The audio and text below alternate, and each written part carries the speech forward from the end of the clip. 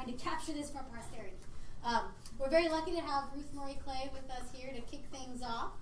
Ruth did her PhD at Berkeley, and then she moved to the CFA, where she was both a postdoctoral fellow and a staff scientist, and then she's held faculty positions at UC Santa Barbara, and she is now the Gunderson Chair of Theoretical Astrophysics at UC Santa Cruz. Ruth has worked on a wide variety of topics, mostly related to planets, planet formation, planet disk interaction, planetary atmospheres, and I think she's going to focus mostly on the planet formation side of things today. But I'm very excited. Okay, she's going to focus on more than that. I don't know yet. But I'm very excited to hear what she has to say. So thanks again for coming. Thanks, Caitlin, and thank you all for having me here. It's been a good time today. I appreciate it. All right, so today I'm going to talk about planet populations and some predictions that we might make about unseen planets based on the planet populations that we've already seen. And before I start, I'd just like to point out that though I have a number of collaborators who will appear throughout this talk, these 4 graduate students are all in their late stages, and they're all doing fantastic work. So I'm going to be talking about work that Renata and John have done today. Mickey is going to be coming in October to talk about pebble accretion and planet formation, and I hope you get a chance to see his talk when he comes. He's really fantastic. He's graduating this year. And Diana, who's graduating next year, has been working on protoplanetary disks and what we can do to understand their properties. And so I'd be delighted to talk to you about that if you grab me afterwards. All right, so the observed planet populations. Of course, as you know, we have many planets known now. These are the ones that have known masses. These are the ones that have known radii. These are mostly radial velocity planets. These are mostly from transits. And just to remind you about some of their features, if we look at the gas giant population, these are mostly known from radial velocity surveys. And in particular, they mostly are known at orbital periods less than that of Jupiter. So we're not seeing the Jupiters and the more distant planets yet, for the most part. And I'm going to spend most of the first half of my talk talking about these radial velocity discovered gas giants. If we look down at the bottom part of these plots at the region where our terrestrial planets are, we still don't have a lot of information about planets at terrestrial sizes and distances. But of course, Kepler found a large population of super-Earths, planets with sizes larger than Earth and radii interior to Earth, and these are found around about 1/3 of stars in the sky. So this is a very abundant population. People often say that this is the most abundant kind of planets, but of course we don't know that yet. We just know that they're the most abundant kind of planets that have so far been observable, and also that they're just abundant around 1/3 of planets in the sky. So those are not known in our solar system, but are very interesting. And then just for completeness, we look at the region where Neptune and Uranus are, the ice giants, but close to their stars. We don't have a large number of planets there, but we do have planets there. They do exist. All right, so what can this population tell us about the overall distribution of planets in these systems? Well, of course, many things, but I'll focus on a few things today. So I would say one of the main results from radial velocity searches is that giant planets are found on eccentric orbits. Right? So here's semi-major axis, here's eccentricity, so how non-circular your planet's orbit is. Down here in red are our solar system's giant planets, and these are all giants on here. And you can see that they're on very circular orbits. But the closer in giants that are found by radial velocity searches are not. They're on very eccentric orbits. Furthermore, these close-in giants are much more likely to be found around high metallicity stars. So this is iron over hydrogen. 0 here means the value for the sun. So this is more metal-rich stars than the sun. This is less metal-rich stars. And you can see that in this early result from Fisher and Valenti, higher metallicity stars are more likely to host hot Jupiters. And that extends to warm Jupiters, so all planets inside of 1AU. So here, let's look at semi-major axis versus planet mass. I'm highlighting the giant planet region here. The red points are the planets around low metallicity stars, less than the sun. The blue are around the ones greater than the sun, and you can see that out here, out beyond 1AU, you see both colors, but interior to 1AU, you're mostly seeing blue.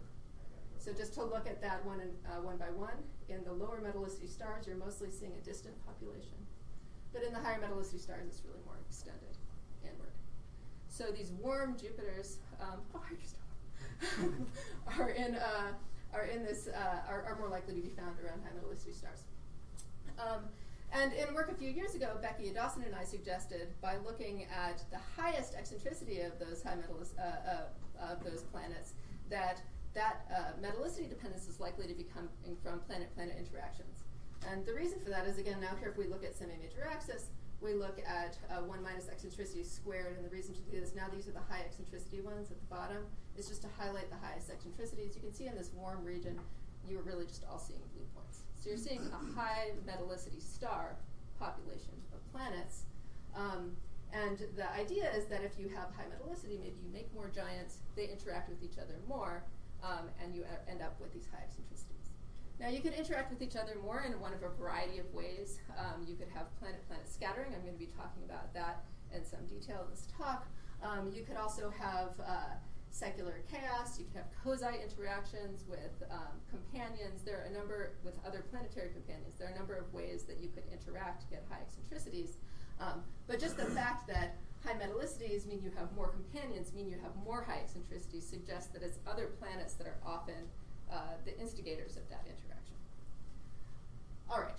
So what I'd like to talk to you about first is a result with my graduate student Renata Froelich and with an undergraduate here in Jang, and also with Cristobal over there, talking about why about a feature that I find sort of unusual in this giant planet population, which is that eccentricity increases with planet mass. So if you have dynamical interactions, you might expect that those interactions are going to make it easier to excite the eccentricities of low mass things. That's typically true. But instead, if we look at this population, we see that the highest mass things are the ones that are the most excited.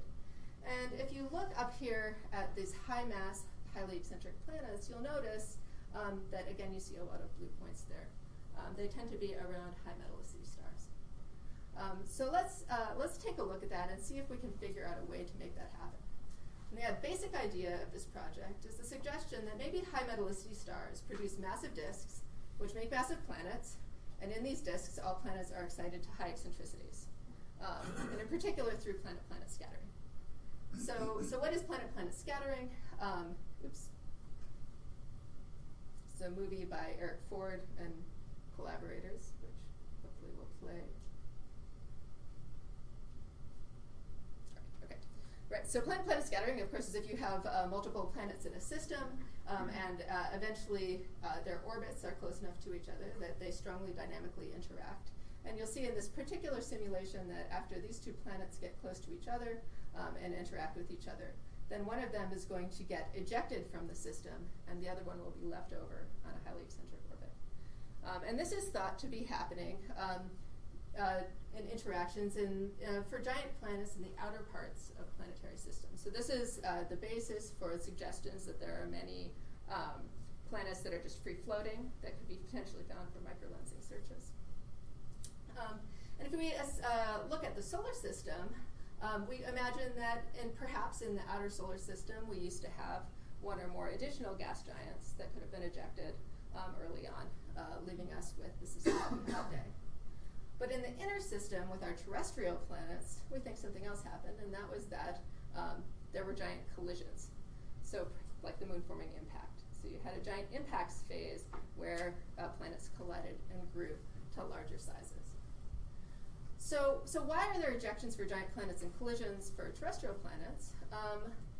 The reason comes down to the relative velocities between the interactions between the bodies. So if your relative velocity for an interaction is less than the escape velocity from your planet, then gravitational focusing tells you that you have an opportunity to collide with a large cross-section because you're gravitationally focused toward the planet.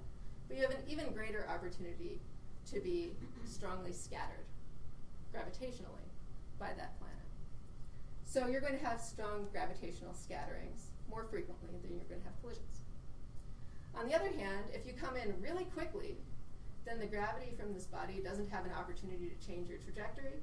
You're not going to be focused, and you're going to have a collision cross-section before you ever scatter. You're just not going to scatter. So collisions prevent strong scattering in this case. So what are the relative velocities? The way to think about this is to think about it as epicycles around a Keplerian orbit. So you're going around your Keplerian orbit, then you have an epicycle going around, and the size of the epicycle is about the eccentricity times your semi-major axis, and you go around once per orbital period because you're on a closed orbit. It's Keplerian. So your relative velocity is like the Keplerian velocity times your semi-major axis, times your eccentricity. So your relative velocity is like eccentricity times your circular orbit velocity. So what this means is that we can think of eccentricity equivalently to relative velocity. All right, so now if we have a relative velocity less than the escape velocity, we have scattering. We have collisions if it's larger. And we'll just add in one more idea, which is that if your relative velocity is larger than your Extrapolating velocity, which is the escape velocity from your system, you get ejected from your system. And we can take what we had before, that eccentricity can be thought of in terms of that relative velocity. There's a maximum eccentricity before collisions set in. That's when you hit that escape velocity from your planet. And we can put this all together to get the following picture. You get collisions in the inner system because scattering, due to gravitational focusing, raises your relative velocity to the escape velocity from your planet before you get ejected from the system. But in the outer system, your relative velocity exceeds the escape velocity from the system before it exceeds the escape velocity from the planet. So you never have collisions, you just get ejected from the star. So in other words, you don't get ejections for giant planets and collisions for terrestrial planets. It's just about close-in versus distant planets. You get ejected, just to say it perhaps more simply, if you're close to the star, the escape velocity from the star is really big. It's hard to escape from the star. So you just keep getting scattered and scattered and scattered until you start colliding with each other. But if you're far from the star, it's easy to escape from the star. So you scatter and scatter until you get kicked out from the star. Yeah? Sorry, stupid question, but that presumes a threshold mass that can give you that escape velocity, can it? So the point is, right, so this depends on the mass of the planet. That's going to give you. I'm not going to do it with terrestrial planets out there. Well, the escape velocity from Earth is like 11 kilometers per second, and from a giant planet, it's a factor of several more, but it's not 10 times more. So it will depend where that will shift, but it's not as much as you would think. You still can be in the inner region or in the outer region for both types of planets. Okay. So you're right, it depends on that, but it's not as big a difference as you might think. So the idea here is maybe we had a giant impact stage for giant planets. We have giant planets in the inner regions of the disk. In fact, if you have more than a few around, it's hard to avoid this. You're going to have giant impacts. You're going to have collisions and growth.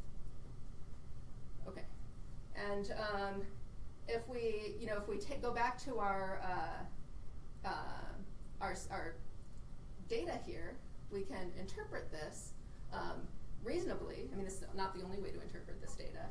This is semi-major axis versus observed eccentricity as being limited by the eccentricity, this escape velocity from the planet over star that we talked about here, envelope in the interior region. And then beyond this, escape velocity from the planet is greater than that from the star, and so you have ejections. And you can put a limit on this planet distribution that's consistent with the story I just told.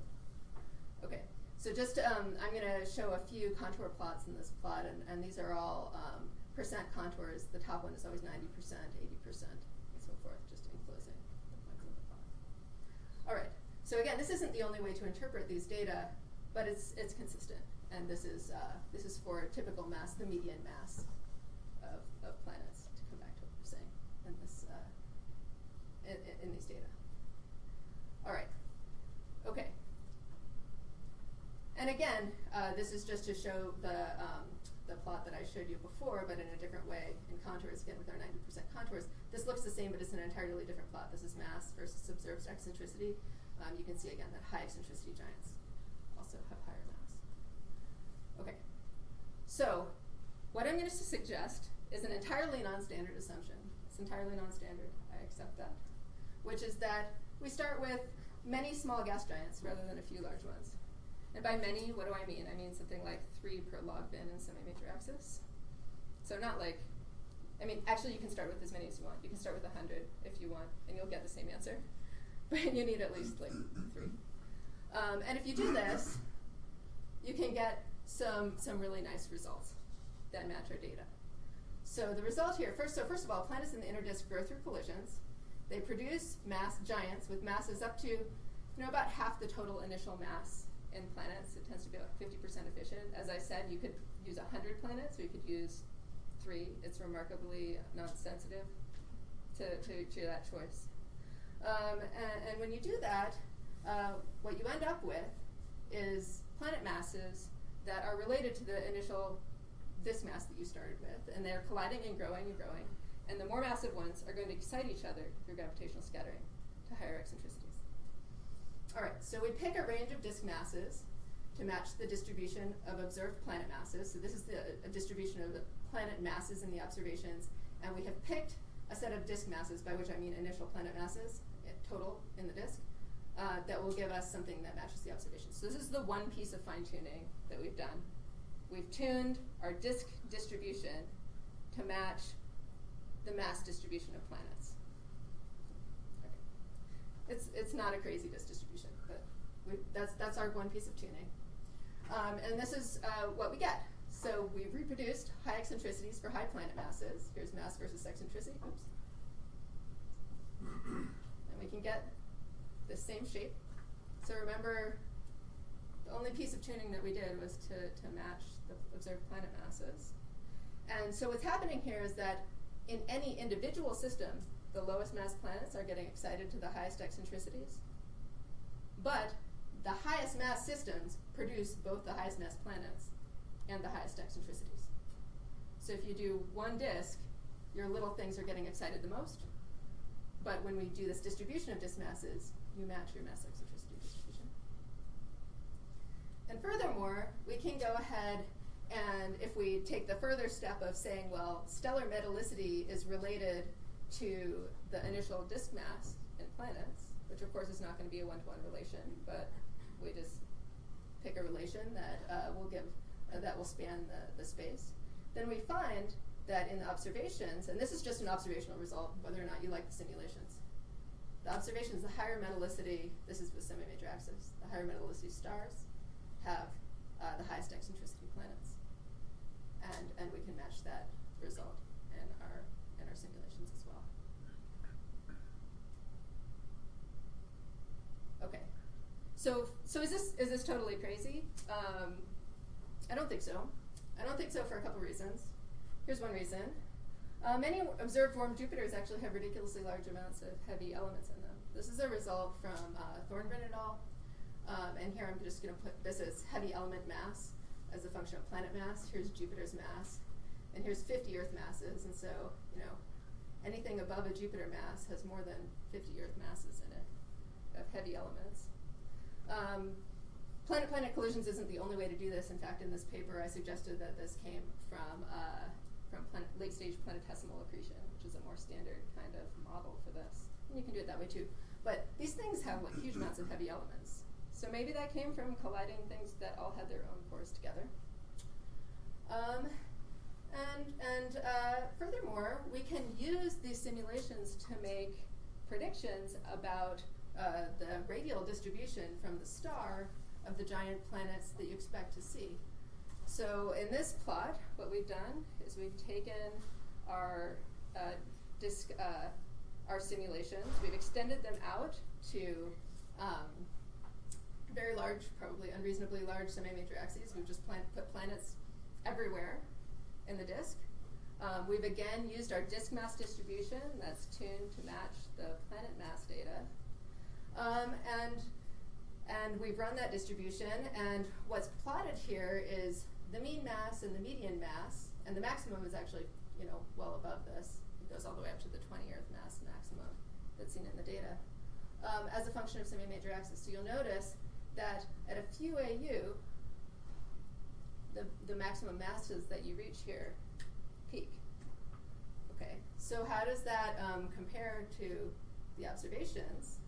Well, there's recent direct imaging results from the Gemini Planet Survey from Nielsen et al., and I think this is also consistent with the recent unpublished sphere results from direct imaging that show that observed planets, giants, by direct imaging, look like they peak at a few AU.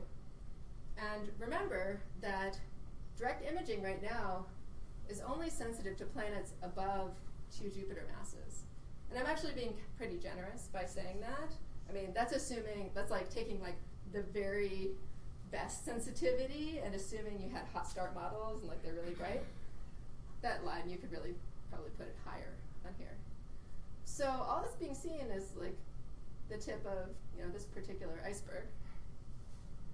So I'd say that these results are actually quite consistent with direct imaging results. So it's possible that when we're looking at 20 Jupiter mass planets in the inner regions of planetary systems, that's not saying that you can make out of the disk something that's 20 Jupiter masses directly. It could just be that you make like regular old Jupiters, and then they collide and grow to get really massive. And the part of the population that we're seeing is in that inner region where they've just all grown really big because they've coalesced a whole bunch. All right, so that's the proposal. It makes this observational prediction, so it's falsifiable.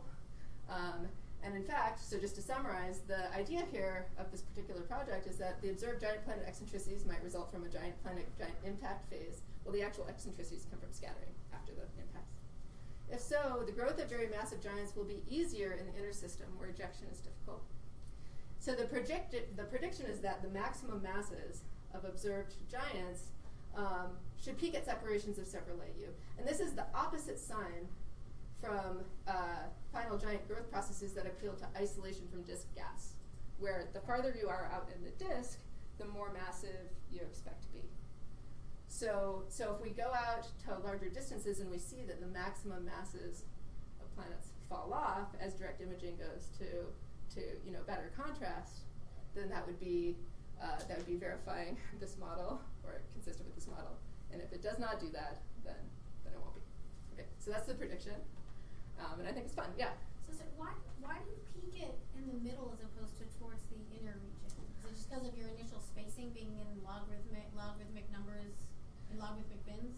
So for these simulations, in all of them, we put equal numbers of planets per log bin. And I was, in fact, surprised that it wasn't closer in where it peaked. It turns out that even though as you go out beyond the distance where those escape velocities are equal, it becomes more likely that you get scattered. You still have enough of a collision probability that things grow a little bit farther out than that.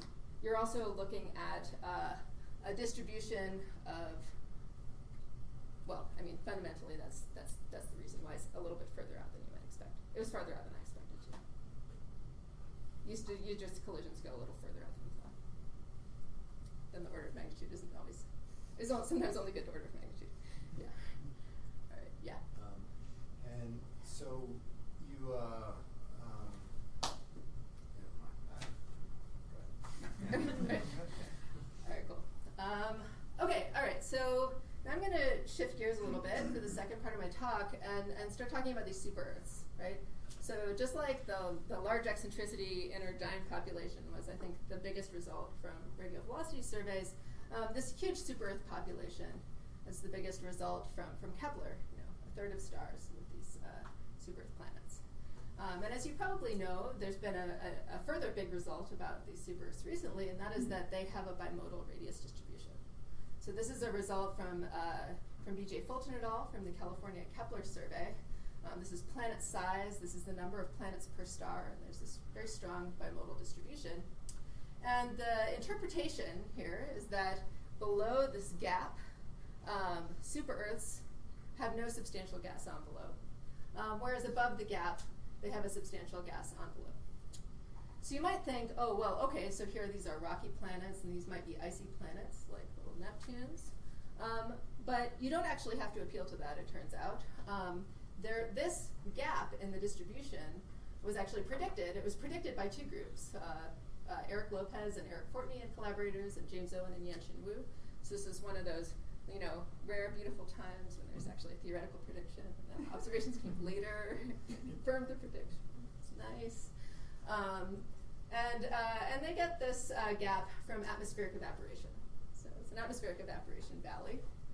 In other words, escape. And the way they got that evaporation was due to photoevaporation from the host star. So photoevaporation happens when you have thermal escape that's driven by ionizing photons. So, an ionizing photon comes in, it kicks an electron off of a proton. That electron then collides with its neighbors, it distributes its energy around, and that leads to heating. And the heating is what actually causes the escape. You're not like kicking things off individually. You're heating things up, and then you blow off a wind off of the planet, much like a Parker wind, if you're familiar with that.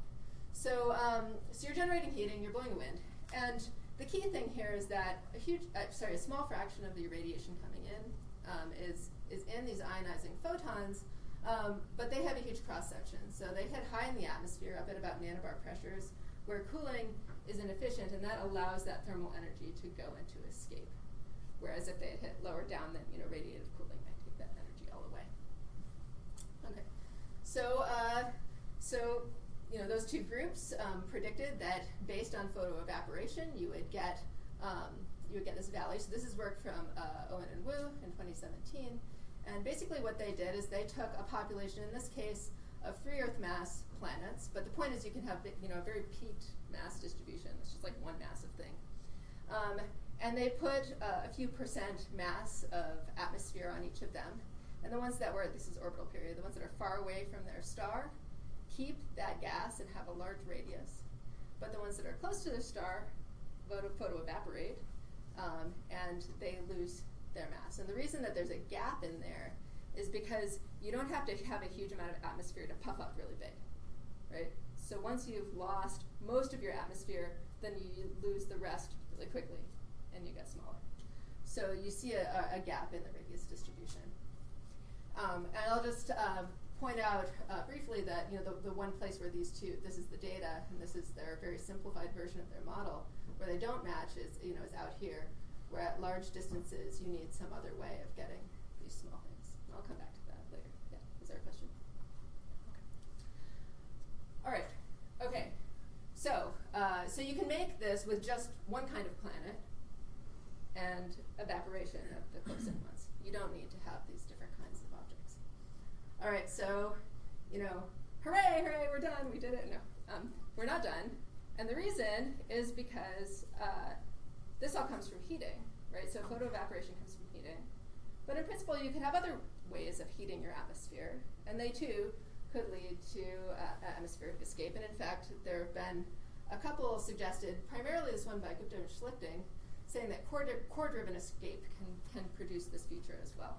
And where this is coming from is the heat of formation of your core. So you're colliding things and growing them together, and your core of your planet is still really hot, and that energy has to get out of the atmosphere.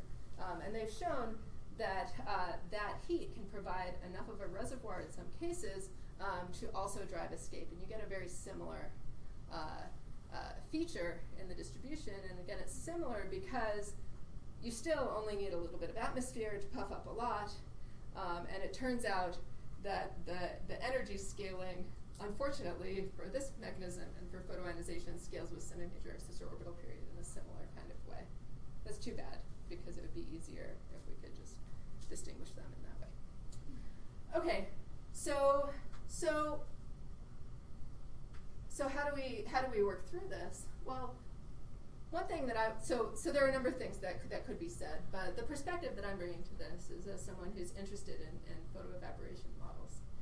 And one of the frustrating things over the years about photoevaporation is that there just haven't been very good observational diagnostics of these models. I mean, it has to happen, it exists, it's a real physical process, but it's always nice when you have your model validated by some sort of observation that's quantitative, right? Especially if you want to take that model, as we do, and go apply it to these little planets where there is not going to be observational validation of the outflow process for quite a long time. So direct probes of photoevaporation models would improve confidence in our application of these models to low-mass planets, and in our ability to compare with competing models for why you might see these features. So that's the motivation for some work that I'll show you now about atmospheric escape. And I'll just start by saying, well, haven't we had, I just said there aren't good observational probes of photoevaporating winds. Haven't there been them for a long time? Well, in a way, yes. Lyman alpha absorption, and this is just one example from Bourrier et al. In 2016, has been seen in transit for many planets. Well, not many, several, a few planets over the years. This is a Lyman alpha absorption line. This is velocity in the lines. This is really wavelength, but it's just equivalent velocity for reference.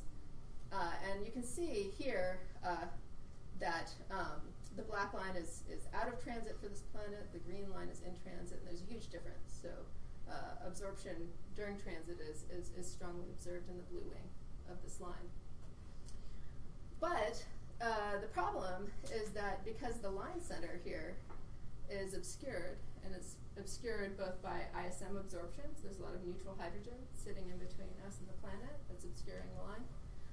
And it's also obscured by, there's Lyman alpha scattering around in Earth's atmosphere that cause problems.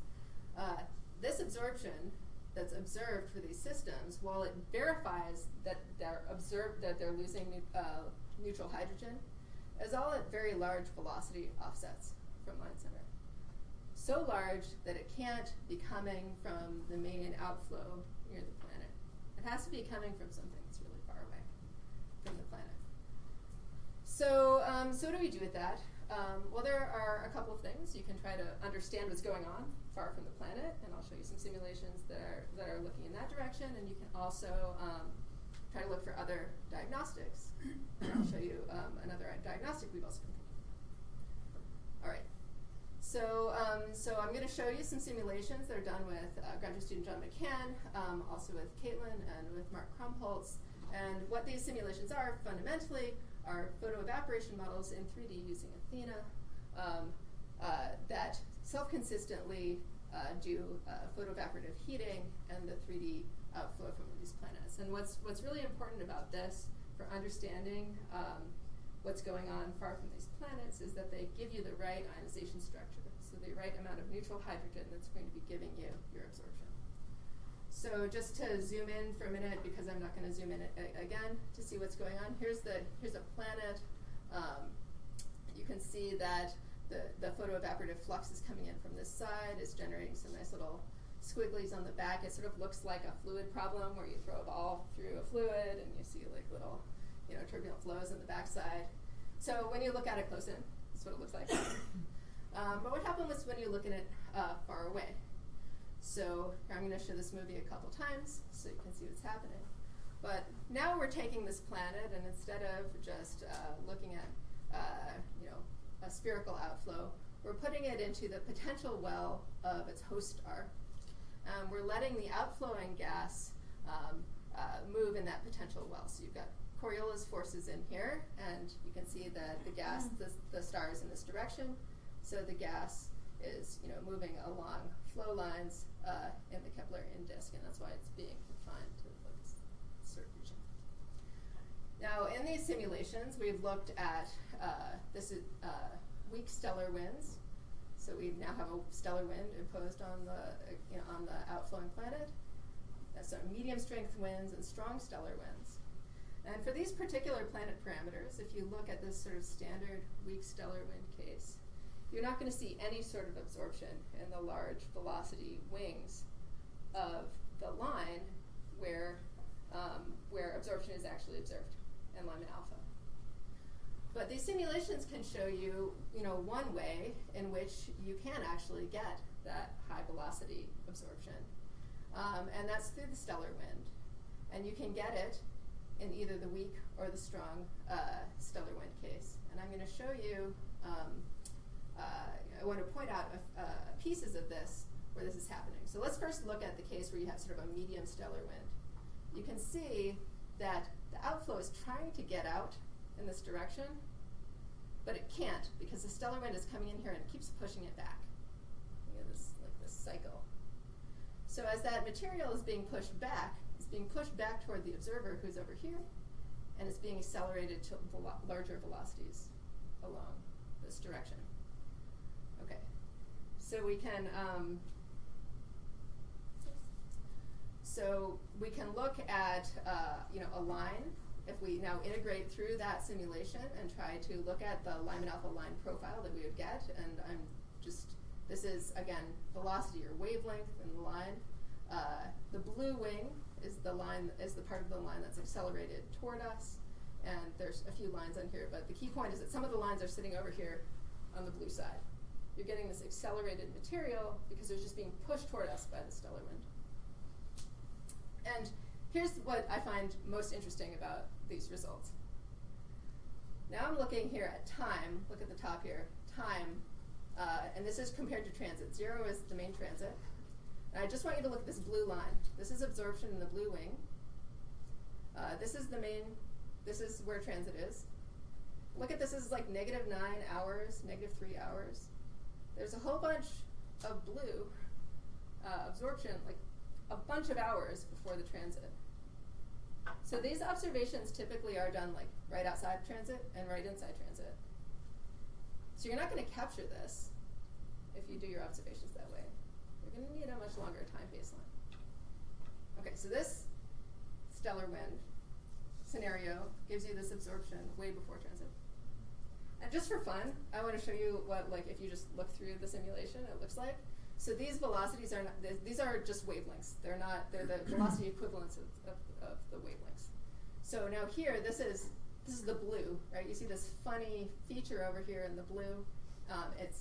This is the red here is the star. You can imagine this whole thing moving across the star.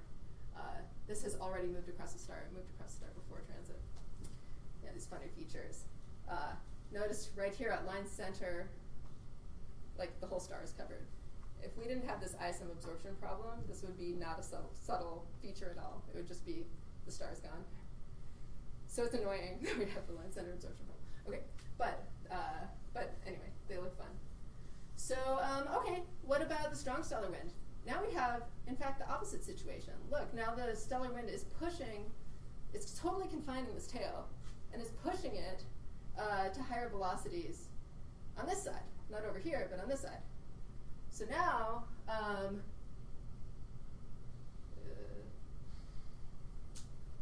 just give me a second. Just put these all in the same plot. Now, this blue absorption appears 6 to 9 hours after transit.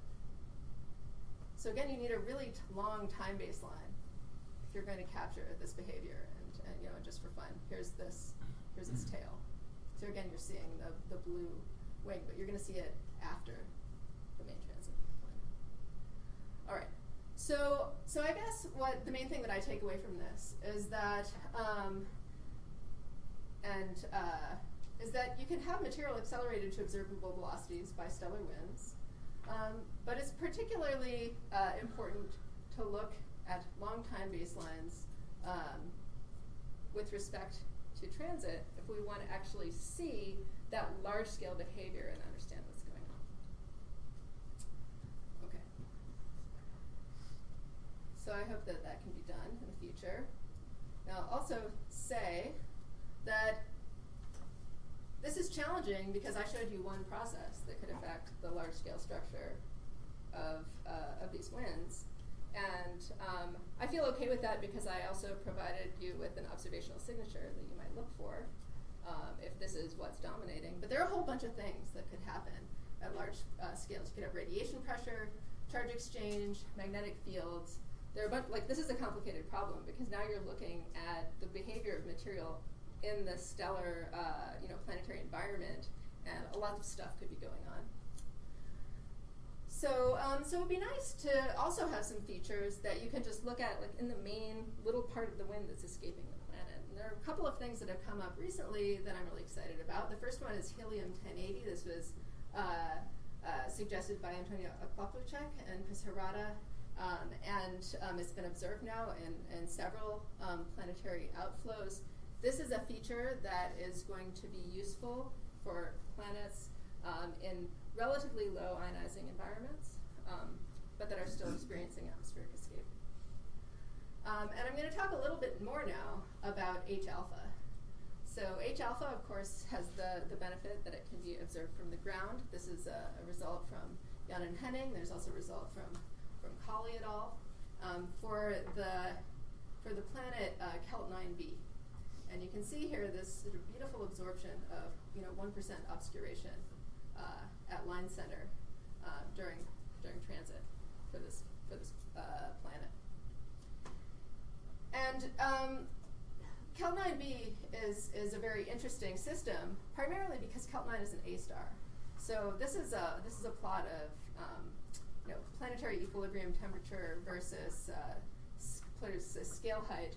But the thing that I want to point out about this is not that. It's this vertical bar here, which is the ionizing flux that are estimated for these planets. And this is the darkest point on this plot because it has the highest ionizing flux. And the reason for that is because it's sitting around an A star where the thermal blackbody emission in the ionizing UV is actually high enough to be really large, right? I mean, if you look at a G star, the ionizing flux from thermal blackbody emission is tiny, and the ionizing flux coming from our sun is mostly coming from non-thermal processes. But around an A star, you're very hot, and so you've moved your curve, and as soon as the thermal blackbody starts being important, you start getting a huge amount of flux. So this is an extremely highly irradiated planet. The key thing here is that large ionizing fluxes produce non-energy limited planetary winds, and I'm going to say that I think that they are going to have strong H-alpha signatures in general. So what do I mean by non-energy limited? So when people talk about winds from these planets, in many contexts what they do is they essentially say all of the ionizing energy that comes in goes out as mass loss. And that's actually reasonable for a large amount of the parameter space of planets that we've looked at. But in this case, it's not reasonable, and that's because when you have a very large ionizing flux, you slam the planet so much that it starts radiatively dumping a lot of that energy in Lyman alpha, or in metal lines, if there are metals around. Okay, so why is this? And I should say that I learned this morning from Qianling Huang that he's worked on results similar to these that I wasn't aware of, so I have to ingest that into my thought processes. But the idea here is that these outflows are too cold to collisionally excite enough hydrogen for a strong H-alpha signal. So if we want to have absorption by H-alpha, right, H-alpha is like you have the n=2 state of hydrogen. You absorb a photon, it gets kicked up to n=3. So you need to have the hydrogen sitting around in your planet in the n=2 state for it to work. So you need those things, and the way to get them is from a recombination cascade. So we have and the idea that I'm going to put forward here is that this is we're working in a medium in density environment, and in this environment, collisional de-excitation from our n=2 state doesn't matter, but collisions can transfer electrons from 2p to 2s. So let me step through that argument. Okay, so we're saying that our n=2 photons are coming from recombination. This only happens in planetary winds in very highly irradiated environments. If you're in a low irradiation environment, they never recombine. They just photoionize and the whole thing outflows. There's no recombination. But in a high ionization environment, you get recombination into n=2. The standard idea of what happens here is that because the 2s state is a forbidden line, the Einstein coefficient is such that de-excitation takes a very long time. But the 2p state de-excites very quickly. So anything that's sitting here in the 2s state is what's going to be is what we're going to see as our absorption population. But collisions can move 2s over to 2p, where they can de-excite. So the primary path through this diagram is recombination sends things into the 2s state. A large fraction of recombining photons do that. They get collisionally moved over to 2p and de-excited. But if you do that, you don't actually get a high enough n=2 population for this absorption. And the key new idea here, that again I have to ingest Qianling's result, is that the escaping atmospheres are optically thin to ionizing photons, but they're optically thick to Lyman alpha. And Lyman alpha photons scatter about 10 to the 4 times before they can escape for this atmosphere. And what that means is that the 2p population, whenever it de-excites something, it quickly just re-excites another one. It de-excites and it re-excites another one. So the effective amount of time it takes to de-excite ends up getting a lot longer. And because of that, the 2p state can be more populated. 2s and 2p can collisionally mix and come into collisional equilibrium with each other. And that raises the population in the 2s and 2p state together by a large amount. Okay. So, so you can do this as a function of density in our atmosphere, and we've done that with Mark Dijkstra, who has done a lot of work in the Lyman alpha forest. And the key thing that I want to point out here is that this y-axis here has a huge number of orders of magnitude on it, whereas the x-axis, which is the density at the base of the wind, only has a few orders of magnitude. So a relatively small increase in density at the base of the wind, and this is where we are for like typical hot Jupiters, and this is where we are for really highly irradiated planets like Celt 9, can lead to a giant increase in the optical depth to H alpha. Okay. So, so we've taken some simulations that John McCann has done. These are these are simulations like the ones I showed you before, but this is for HG 189733, for Celt 9, for WASP 17, and we've looked at the n equals 2 population in these simulations. And for Celt 9, just out of interest, here's what the Lyman alpha absorption looks like for this planet. But the key thing is that if we look at it in H alpha, actually, look at like Lyman alpha looks really interesting, right? You have all of this structure, it looks fun, all this stuff is happening at wide separations, exciting, but also complicated and difficult to understand. Whereas H alpha, it looks like a circle. Circles are good in this case, right? It's nice and boring. You're just looking at near the base of the wind. You're not probing that large scale structure. And we can look at the effective H alpha radius from observations. That's blue here.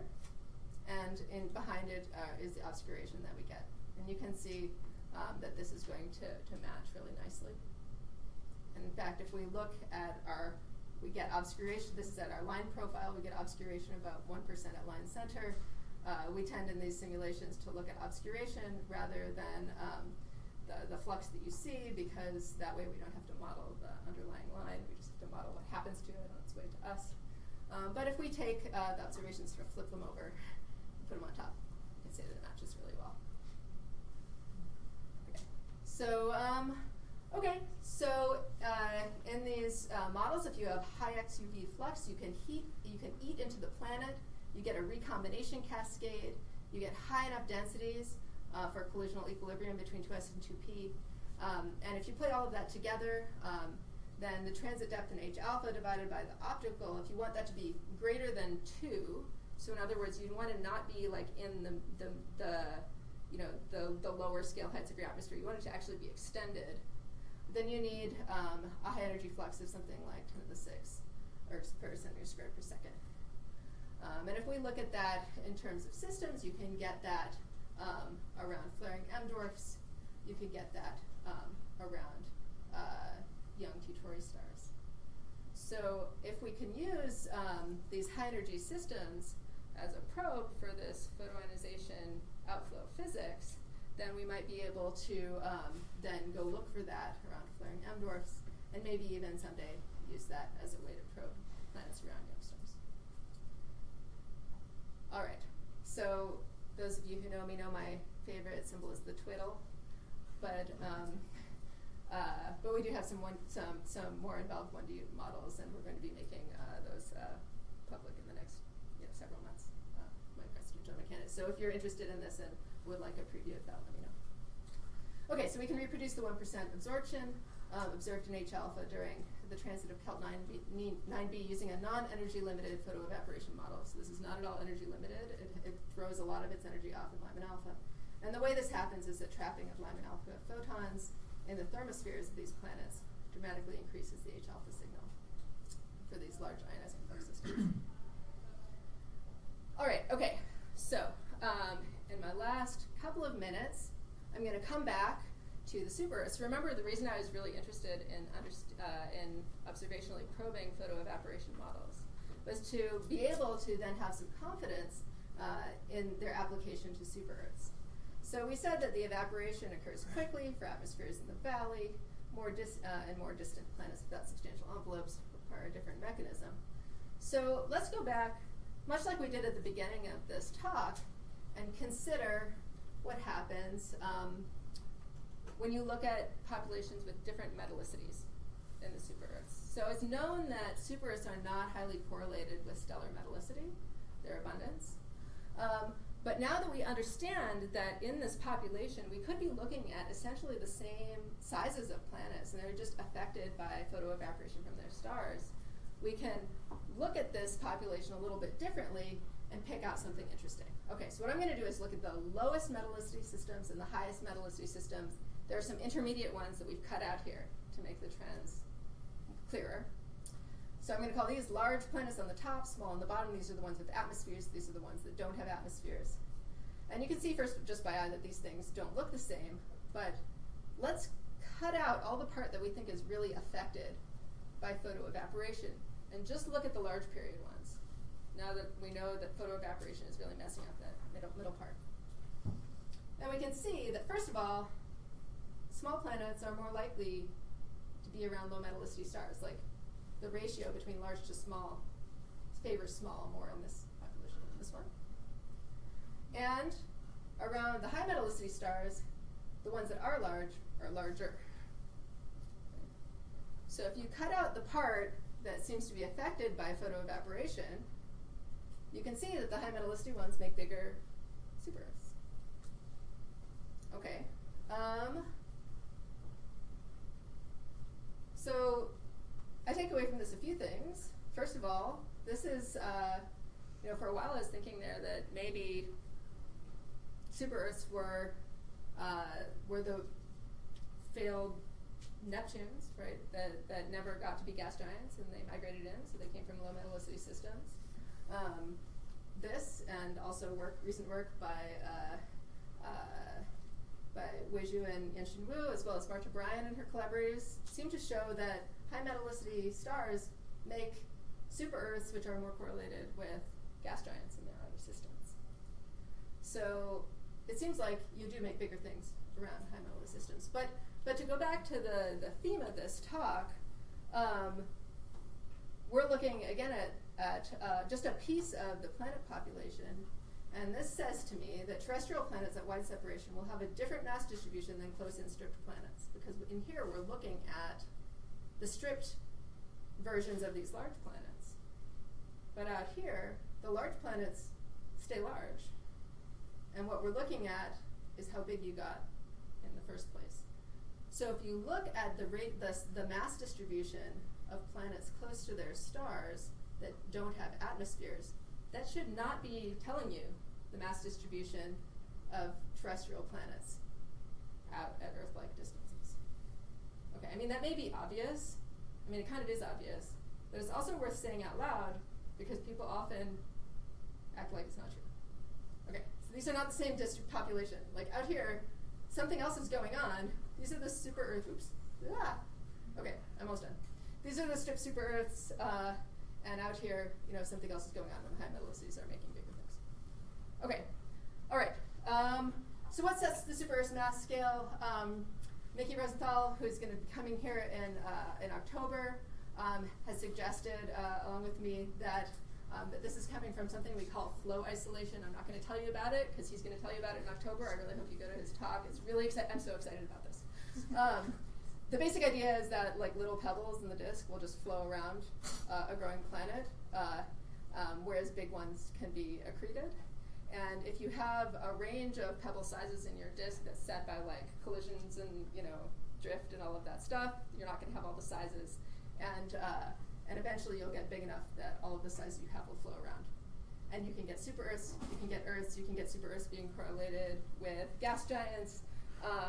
None of them are coming from the scaling processes in standard planet formation models. I don't know if it's right because it's an idea. I love it, but it does make observational predictions, so that's cool. All right, so I'm excited about that. I hope you go to Mickey's talk. And I'll just end here. So I talked about observed giant planet eccentricities. I said maybe they come from a giant planet impact phase, and the direct imaging surveys that we're seeing, as well as the high mass planets from radial velocity surveys, they're just these things that collisionally grew from smaller gas giants, and they're the tip of what could be an iceberg that has many lower mass gas giants in it, have yet to be detected. And I also said that observational validation of atmospheric escape physics is essential, and pointed out that terrestrial planets at wide separations shouldn't have the same mass distribution as the ones closer in. Thank you.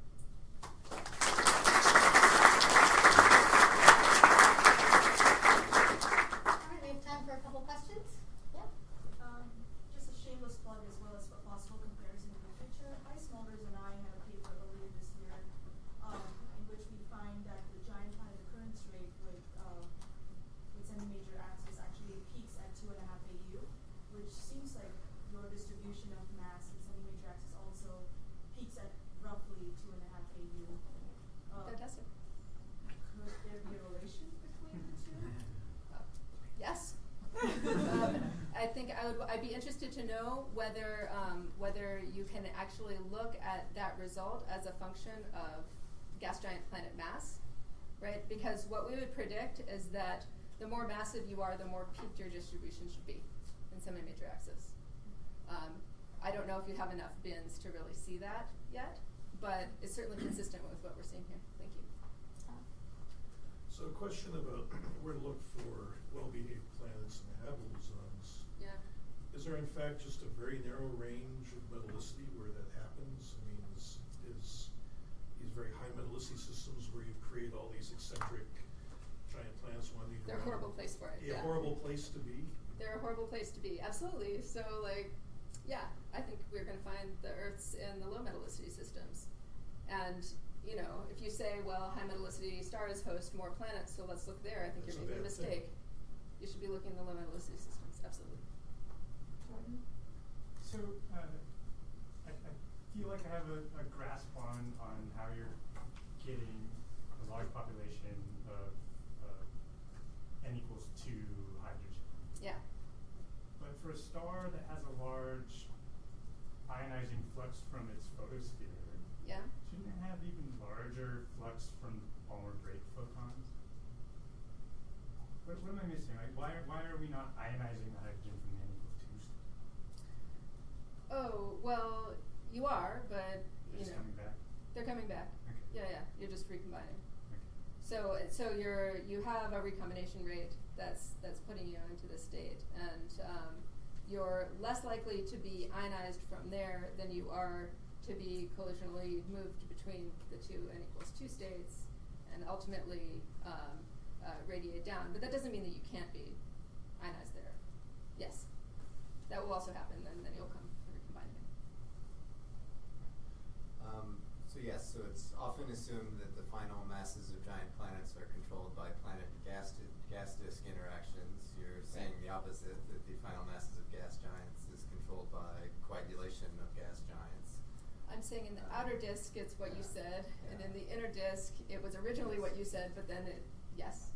So, right, many direct imaging surveys are based on the theory that you can best find massive gas giants when they're young and hot. Are you saying they're simply not there because these mergers happen later?